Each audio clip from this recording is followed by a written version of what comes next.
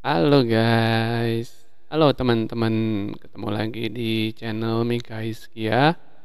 Kali ini tentang forex ya. Aku mau berbagi apa itu namanya ya, ringkasan pengalaman seperti apa sih kalau jadi trading forex itu umumnya. Jadi sesuai judulnya, ini aku bikin singkat aja ya.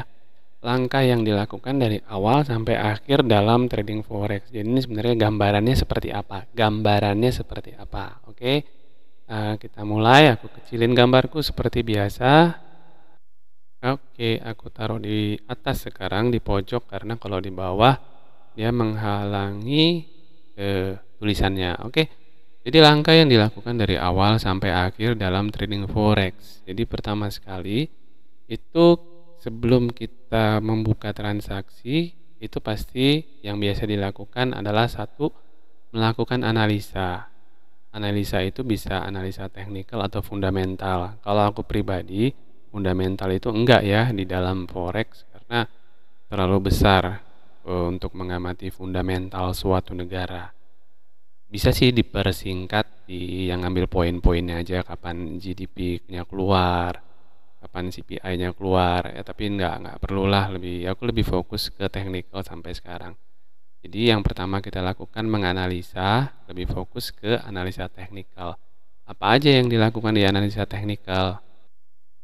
Nah, kalau dalam analisa teknikal itu yang paling sederhana, ini yang sederhana tapi yang memang terbukti ya, bisa bisa dipakai eh, penggunaan moving average sama RSI, dan itu paling sederhana. Ya pertama kalau dari teknikalnya itu kita tuh ngeplot moving average-nya berapa. Biasanya dia ada dua, moving 50 sama 200 atau 21 sama 60, itu tergantung. Jadi kita tujuannya itu untuk tahu sebenarnya pergerakan tren arah itu lagi kemana.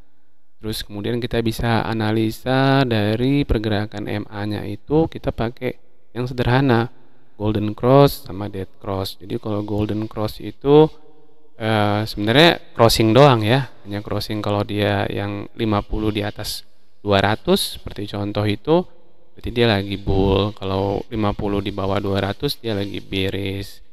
Terus crossingnya itu mungkin titik di situ kita mulai bisa ngambil. Nah, terus kemudian di combine lagi dengan RSI. RSI-nya kita bisa pakai yang periode 14.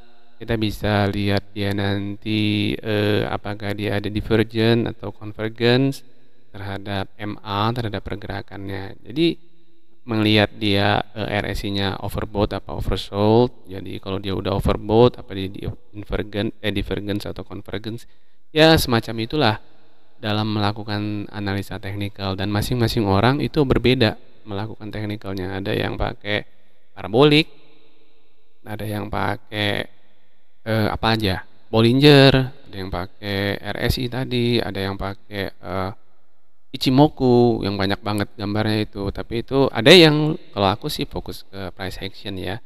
Nah kemudian itu membuat trading plan, rencana, membuat rencana trading nomor 2. Jadi itu kita tentuin instrumen apa atau pair apa yang mau kita transaksikan. Nah di situ juga kita tentukan strategi kita, strategi in kapan, outnya kapan, kita belinya kapan. Ya, tadi berdasarkan analisa tadi. Kemudian kita tentukan juga besaran lotnya. Kita harus pertimbangkan modal kita berapa. Nah itu pertimbangannya itu pun berhubungan dengan time frame yang kita gunakan. Jadi ketika kita menentukan instrumen atau pair yang kita mau transaksikan, kita udah fokus dulu ke kita mau trading di time frame berapa. Kalau di videoku sebelumnya aku bilang kita untuk fokus ke satu time frame yang lainnya itu sebagai informasi tambahan untuk menentukan dia market cycle-nya lagi di mana. Kemudian membuat rencana trading plan itu meliputi risk manajemennya seperti apa, stop loss-nya, take profit, apa kita metodenya nanti scaling atau hedging. Kalau scaling itu kan kita ya, kalau bahasa apa tuh namanya dollar cost ya, itu kita jual di sini jual lagi, kalau berlawanan kita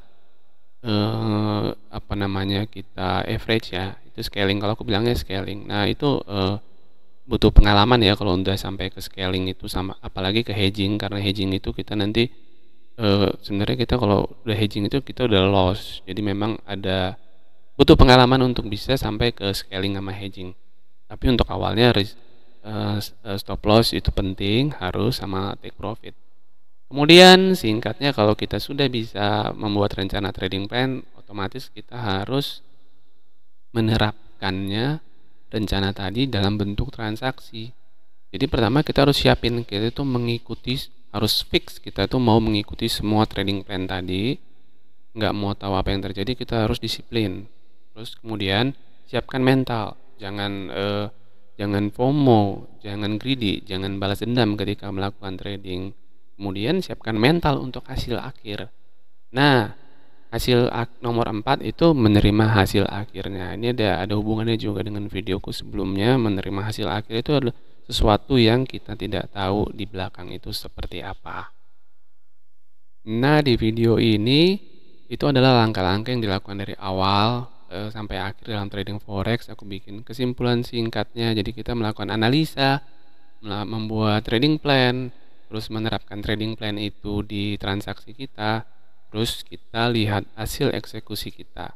Umumnya yang terjadi itu adalah 90% gagal dan 10% sukses.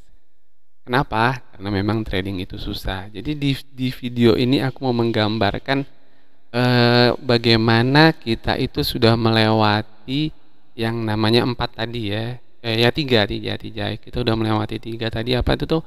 Melakukan analisa. Ketika kita melakukan analisa itu kita kayaknya udah sophisticated banget apa yang kita kerjakan, udah bener-bener sempurna, perfect, kayaknya nggak akan gagal gitu loh, karena semua sudah melalui pertimbangan, apa support, resistance, liquidity-nya di mana.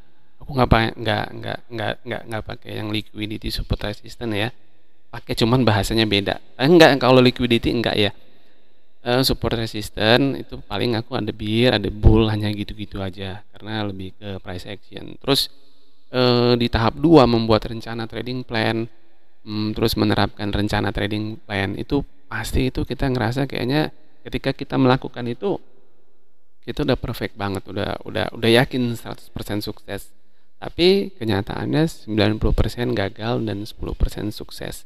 Nah, di sini aku mau menggambarkan dengan sebuah gambar seperti apa. Jadi gambarnya adalah seperti, aku pindahin gambarku dulu. Ini gambarnya aku pindahin ke bawah karena aku mau slide berikutnya adalah gambar yang menggambarkan seperti apa sih kebanyakan 90% trader itu ketika mereka melakukan analisa, melakukan trading plan dan menerapkannya. Gambarnya seperti ini. Siap. Dadah. Aku kalau ngeliat gambar ini lucu, tau nggak? Jadi ketika melakukan analisa di awal itu kita gambar buntutnya, wah kayaknya sempurna banget ya, halus gitu, kayaknya detail banget. Ketika membuat trading plan itu sudah mulai agak bingung ya, trading plannya udah mulai berubah, terlalu banyak pertimbangan. Terus ketika kita menerapkan rencana eksekusi trading tadi, hasilnya seperti ini, dan hasilnya seperti ini. Seperti gambar anak-anak TK. Jadi seperti ini. Kalau aku ngeliat ini lucu aja ya gambarnya. Jadi di awal kita tuh kayaknya memang menggebu-gebu, semangat banget. Terus masuk ke 2, gambar kita udah mulai kacau. Ketiga, ketika nerapin gambarnya kita kok kaku banget. Akhirnya keempat, ya beginilah hasilnya. Jadi seperti itu dulu ya videoku. Aku hanya pengen kasih gambaran ini aja sebenarnya, seperti apa yang 90% itu terjadi umumnya. Jadi aku pengen bilang di video ini, tetap pengen bilang trading forex itu susah. Kamu memang harus menyediakan banyak waktu untuk belajar, bukan menyediakan banyak uang. Menyediakan banyak waktu karena kita itu ngelawan berjuta-juta orang, dan lebih lagi kita itu ngelawan algoritma dari fund manager, hedging fund, semua dari bank-bank besar yang masing-masing itu punya strateginya. Tapi strateginya itu seperti di videoku sebelumnya, strateginya itu menghasilkan apa yang namanya fraktal. Fraktal. Kalau penasaran tentang fraktal, dengar videoku tentang fraktal dan itu memang sudah terbukti. Jadi intinya kamu tuh harus tahu satu market cycle, market cycle-nya seperti apa. Market cycle itu nanti aku bikin video deh tentang market cycle singkat. Jadi ada breakout, ada channel, pullback, terus kemudian created the channel. Habis channel selesai dia trading range. Trading range itu breakout mode. Di breakout mode itu dia akan kembali lagi ke breakout, breakoutnya dia kemana, ke atas ke atau ke bawah. Breakout sendiri itu adalah sebenarnya hasil dari eksekusi arbitrage, hasil eksekusi dari hedge fund, paling enggak untuk yang mean reversal dari situ. Nah, itu kenapa breakout terjadi. Jadi banyak yang bilang, banyak hanya yang lihat liquidity di mana, support di mana. Enggak, itu sebenarnya bisa terbaca sih dari fraktal itu sendiri. Oke, jadi memang butuh pengalaman, butuh waktu yang banyak untuk bisa jadi discretionary trader.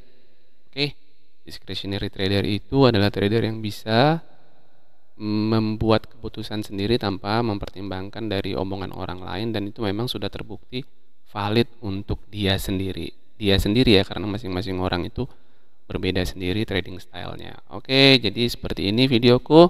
Apakah ada masih seperti ini gambarnya?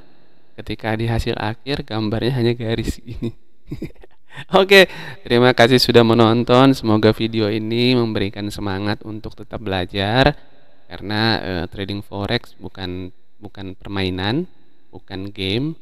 Ini adalah pelajaran ya, ada pekerjaan-pekerjaan yang di dalamnya ada statistika dan probabilitas. Oke, terima kasih sudah menonton.